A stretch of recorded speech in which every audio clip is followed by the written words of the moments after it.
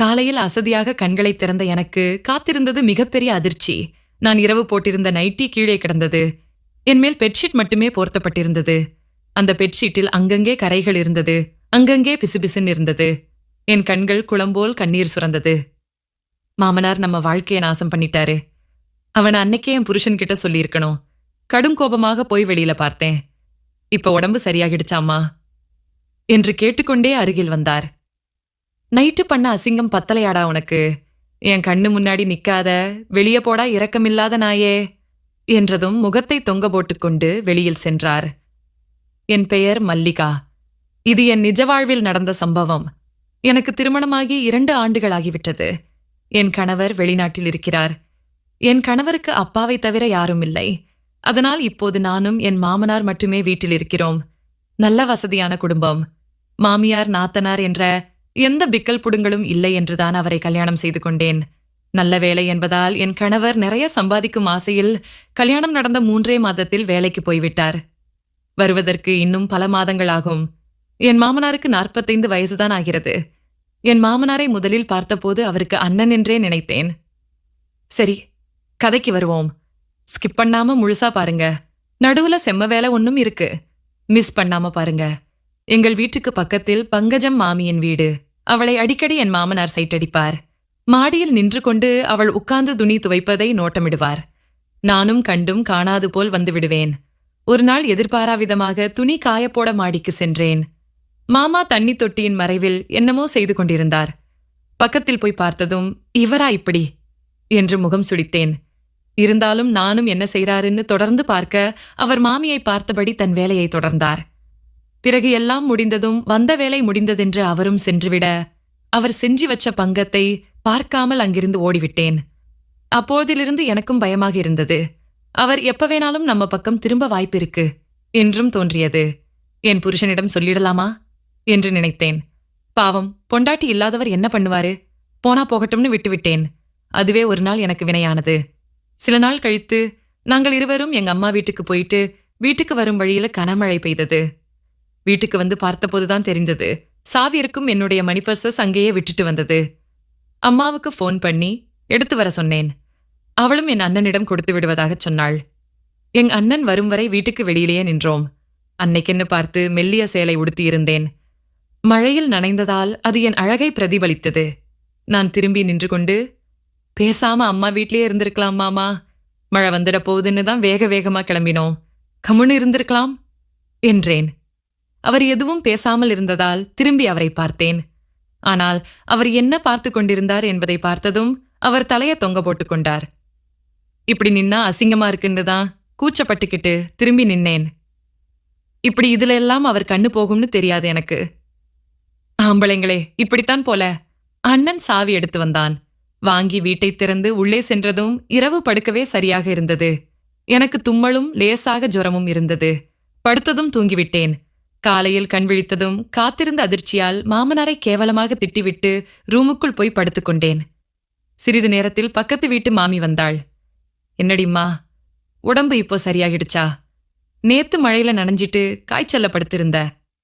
உன் மாமனார் தான் நேத்து நைட்டு 10 மணிக்கு வீட்டுக்கு வந்து உனக்கு உடம்பு சரியில்லைன்னு சொல்லி உனக்கு சுடுதண்ணி ஒத்தடம் கொடுத்து கை கால்ல தைலம் தடவி விட்டேன். இவ்வளவும் நான் செய்ய உன் மாமனார் உன் ரூம் பக்கமே வரவே இல்ல. அப்புறம் நானே போர்த்தி விட்டுட்டு உன் மாமாவுக்கு சாப்பாடு கொடுத்து விட்டு போயிட்டேண்டி என்றாள். கேட்ட மாத்திரத்தில் எனக்கு அழுகையாக வந்தது. எழுந்து சென்று என் மாமனாரை தேடினேன். அவர் வீட்டில் இல்லை.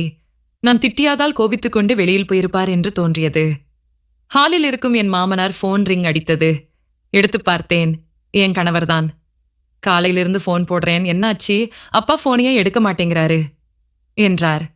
அவர் வெளியில போயிருக்கார் என்று சொல்ல, அப்பாவை நல்லா பார்த்துக்கோ என்று ஃபோனை வைத்தார். அவர் எங்கு தேடியும் கிடைக்கவில்லை. கடைசியாக அவர் நண்பர் வீட்டுக்கு போய் பார்த்தேன். அங்குதான் சோஃபாவில் உட்கார்ந்தபடியே தூங்கிக் கொண்டிருந்தார். மாமா எழுந்திரிங்க, உங்களை எங்கெல்லாம் தேடுறது, வாங்க வீட்டுக்கு போகலாம் என்று கூப்பிட அவரும் எழுந்து வீட்டுக்கு வந்தார். வந்ததும் சோஃபாவில் உட்கார்ந்தார். அவர் பக்கத்துல போய் உட்கார்ந்து, மாமா நான் தான் உங்களை தப்பா நினைச்சிட்டேன். இப்போ மாமி வந்து என்கிட்ட சொன்ன பிறகுதான் உண்மை தெரிஞ்சுது. நீங்க ஏன் என்கிட்ட சொல்லல என்று கேட்டேன். நான் நடந்ததை சொல்லியிருப்பேன்.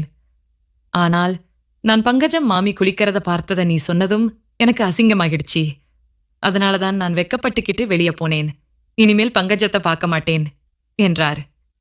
ஏன் மாமா, வேற யாரையாச்சும் உஷார் பண்ணிட்டீங்களா என்று கேட்டவுடன் மெல்ல சிரித்தார்.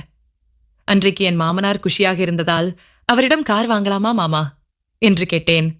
மறுக்காமல், அதுக்கு என்னம்மா, இப்பவே வாங்கிடுவோம்னு என்னை கூட்டி போய் சிவப்பு நிற கார் ஒன்றை வாங்கி கொடுத்தார். வீட்டுக்கு வரும்போது அவரே ஓட்டிக் கொண்டு வந்தார்.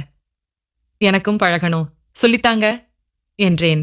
இப்ப வேண்டாமா, ரோட்ல நிறைய வண்டி போகுது, காலையில நம்ம வீட்டுக்கு பக்கத்துல இருக்க மைதானத்துல சொல்லித்தரேன் என்றார். அடுத்த நாள் காலையிலேயே எழுப்பினாரு. காரில் சென்று மைதானத்தில் சொல்லிக் கொடுத்தார். ஆனால் அவர் சொல்வத புரியாத மாதிரி வேண்டுமென்றே தவறாக ஓட்டினேன். என்னம்மா நீ, உனக்கு சொல்லிக் கொடுத்து எனக்கே மறந்துடும் போல, பேசாம வீட்டுக்கு போலாம் என்றார். இருங்க மாமா, நான் ஐடியா சொல்றேன்னு ஒரே சீட்ல உட்கார்ந்து கத்துக் கொடுங்க என்றேன். அவரும் புரிந்து கொண்டு உட்கார வைத்தார். நான் கியரை தேடினேன். கையில் கிடைத்த கியரை மாற்றியும் வண்டி நகரவில்லை. என்ன மாமா, கியர் போட்டும் வண்டி போகலைன்னு கேட்டேன். கியர் அங்க இருக்குமா என்று மார்க்கமாக சிரித்தார். தெரியும் மாமா, இந்த கியரே இப்போ போதும் என்று ஓட்டினேன். வீட்டுக்கு சென்றதும் நான் மாமாவுக்கு ஓட்ட சொல்லிக் கொடுத்தேன். மாமாவும் என் பேச்சை தட்டாமல் புது வண்டியை ஓட்டி பார்த்தார். அன்று சாயங்காலம் பங்கஜம் வீட்டுக்கு போனபோது மாமாவும் அவளும் பேசிக்கொண்டது காதில் விழுந்தது. என்னடா சிங்காரம், தைலம் போட்டுவிட்டு டிராமா பண்ண சொன்ன, நானும் நீ சொன்ன மாதிரியே செஞ்சேன். நாம திட்டம் போட்டது போலவே அவளும் வழிக்கு வந்துட்டா. புது வண்டி கிடைச்சிருக்குன்னு பழைய வண்டியை மறந்துடாத என்றாள். என்ன பங்கஜம், நீ தைலம் போடும்போது நானும் தானே இருந்தேன். அன்னைக்கு அவ மாடிக்கு வரும்போது திட்டம் போட்டு தானே செஞ்சோம். நம்ம திட்டம் தெரியாம நான் அப்பாவின்னு நினைச்சு இப்போ அவளையே கொடுத்துட்டா. சும்மா சொல்லக்கூடாது, என் மருமகள் ஒர்த் பீஸ் தான்.